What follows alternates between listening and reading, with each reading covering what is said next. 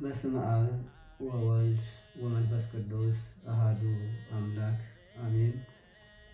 ካለመኖር ወደ መኖር ካለመታየት ወደ መታየት አምጥቶ ይህን ዓለም የፈጠረ እግዚአብሔር በቅድሚያ ስሙ የተመሰገነ ይሁንልን። እንግዲህ ይህ አብይ ጾም ወደ 8 ሳምንቶች አሉት ወይም 8 እሁዶች አሉት። ከ8ቶቹ እሁድ ውስጥ እንግዲህ አንደኛው ደብረ ዘይት ነው። ይሄውም 5ኛው ሳምንት ነው።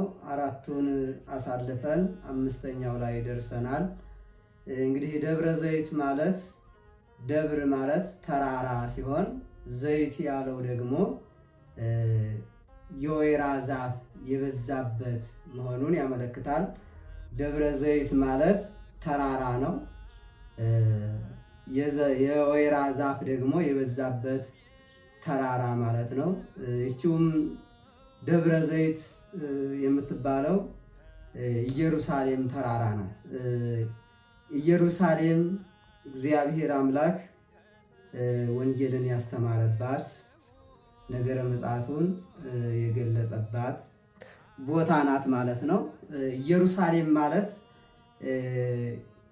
አገር ሲሆን የሀገሩም ስም ደግሞ ኢየሩሳሌም ማለት ሀገረ ሰላም፣ የሰላም ሀገር፣ የሰላም ባለቤት፣ የሰላም ጌታ ኢየሱስ ክርስቶስ ወንጌልን የሰበከባት ያስተማረባት ሀገር ናት ማለት ነው። እግዚአብሔር አምላክ በዚህ በኢየሩሳሌም ተራራ ወንጌልን ሙያውን ሲያስተምር ውሎ ሌሊት ደግሞ ከከተማዋ ወጣ ያለች ኤሊዮን የምትባል ዋሻ ነበረች ይላል። በሉቃስ ወንጌል ምዕራፍ 21 ቁጥር 37 ላይ ስንመለከት እናገኘዋለን። እግዚአብሔር አምላክ ኢየሩሳሌምን 3 ነገሮች አድርጎባታል። ካሁን ቀደም ደግሞ አሁንም 4ኛ ወደፊት የሚያደርግባት ነገር አለ። መጀመሪያ ወንጌልን አስተምሮባታል። ወንጌልን ሲያስተምር ውሎ ማታ ጸልዮባታል፣ ይጸልይባት ነበር። 3ኛው ያረገውም በዚያ በኢየሩሳሌም ተራራ ላይ ነው ይላል። በኢየሩሳሌም ተራራ ላይ አድርጓል። ኋላም ነገረ ምጽአቱን የሚገልጽባት አሁንም ነገረ ምጽአቱን ምን እንደሚያደርግ ምልክቶችን የዘረዘረባት ለሐዋርያቶቹ ያስተላለፈባት ሲሆን በዚያው የሚያደርገባት ሲሆን በኋላም ፍርዱን የሚሰጠው በዚያ ተራራ ላይ እንደሆነ መጽሐፍ ቅዱስ ያስረዳናል ማለት ነው። እንግዲህ ደብረ ዘይት ማለት ይህ ሳምንት የምጽአትን የክርስቶስን መምጣት የሚናገር ነው።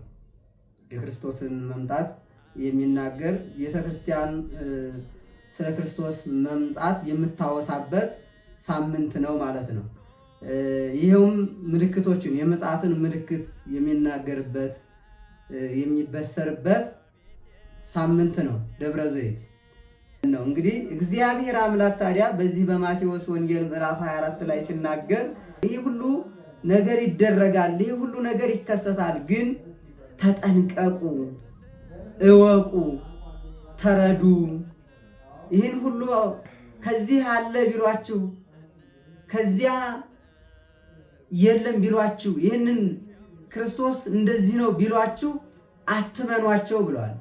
አትውጡ፣ አትጓዙ ብሏል። እንዲሁም ሐዋርያው ቅዱስ ጳውሎስ በእንግዳ ልማድ በእንግዳ ትምህርት አትነዱ ብሎ እግዚአብሔር እንደገለጸለትና እግዚአብሔር ባለመዋል እንደመሆኑ መጠን ከእግዚአብሔር አግኝቶትና ተገልጾለት አስተምሮናል ማለት ነው።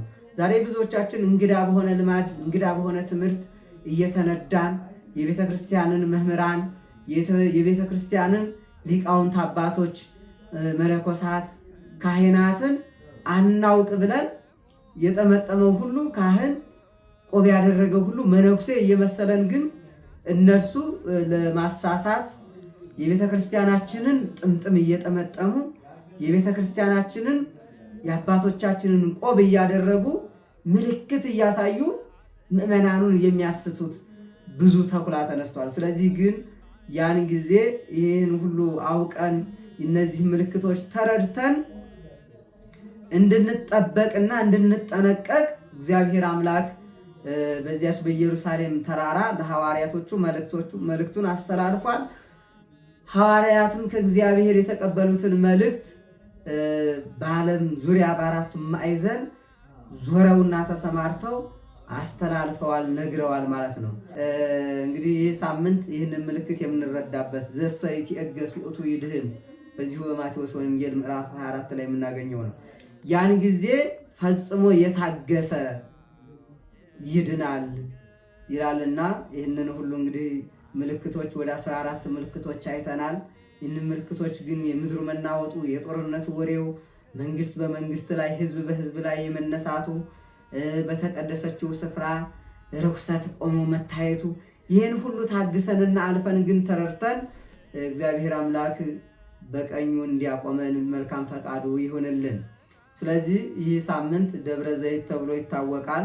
ደብረ ዘይት እንግዲህ ማለት ይህን ነገረ ምጽአቱን የሚነግረን ነገረ ምጽአቱን የምንረዳበት ክርስቶስ የመምጣቱን ነገር የምናውቅበትና ወንጌሉን የምናነብበት የምንረዳበት ሳምንት ነው ማለት ነው። በተለይ ቤተክርስቲያናችን ይህንን ወንጌል ነው በዚህ ሳምንት የምታነበው ማለት ነው። ሁላችንም ግን ምልክቱን የነገረን ግራ እንዳንጋባ ከጥፋት እንድንድን ነውና ምልክቱን የተነገረን እንድንጠነቀቅ ከጥፋት እንድንድንና እንድናመልጥ ነው። ሁላችንም ግን ምልክቱን እያስታወስንና እያስተዋል ልብ እያል ከጥፋት መዳንና መሸሽ አለብን ማለት ነው። እንግዲህ ሐሳዊ መሲህም ብዙ ምልክቶችን ያደርጋል። እግዚአብሔር ከመምጣቱ በፊት እንግዲህ እግዚአብሔር ነገረ ምጽአቱን ያመለክታል፣ ዳግም ምጽአቱን ያመለክታል ብያቸው። እግዚአብሔር 3 ምጣቶች አሉት፣ 3 የመምጣቶች ነገር። መጀመሪያው ነቢያት ይወርዳል ይወለዳል ባሉት መጠን መጥቷል፣ ወርዷል፣ ተወልዷል ማለት ነው። ሁለተኛው ደግሞ ካረገ በኋላ መጥቷል፣ ተገልጿል። እየተገለጸላቸው ባረገ በ10ኛው ቀን መንፈስ ቅዱስን ሰጥቷቸዋል። ኃይል መንፈስ ቅዱስን አስታጥቋቸዋል። ሰይፍ መንፈስ ቅዱስን አስታጥቆ ጥቡዓን ፈሪዎች የነበሩት ጥቡዓን ሆነው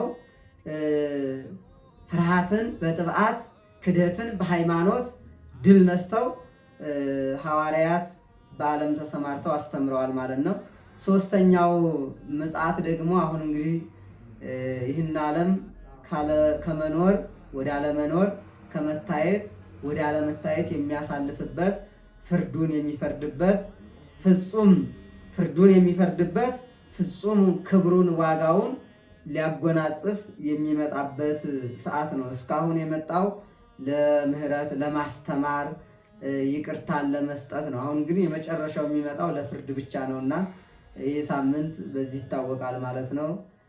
እንግዲህ 5ኛው ላይ ደርሰናል። 5ኛውን ሳምንት ደብረ ዘይቱን እያከበርን ነው። አሁን ከዚህ ደግሞ ገብርኄር፣ ኒቆዲሞስ፣ ሆሳዕና ይቀረናል ማለት ነው። እነዚህን ደግሞ በሰላም እንድናከብራቸውና እንድንደርስባቸው እግዚአብሔር አምላክ መልካም ፈቃዱ ይሁንልን። ጾመን ጸልየን ጾማችንን ጸሎታችንን ተቀብሎልን እግዚአብሔር አምላክ ለብርሃነ ትንሣኤው በሰላም እንዲያደርሰን መልካም ፈቃዱ ይሁንልን። ወስብሐት ለእግዚአብሔር። ይቆየን። አቤት የዚያን ጊዜ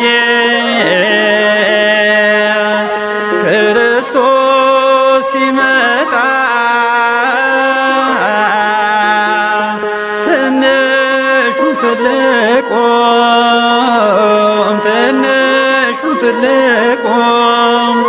ትንሹም ትልቁም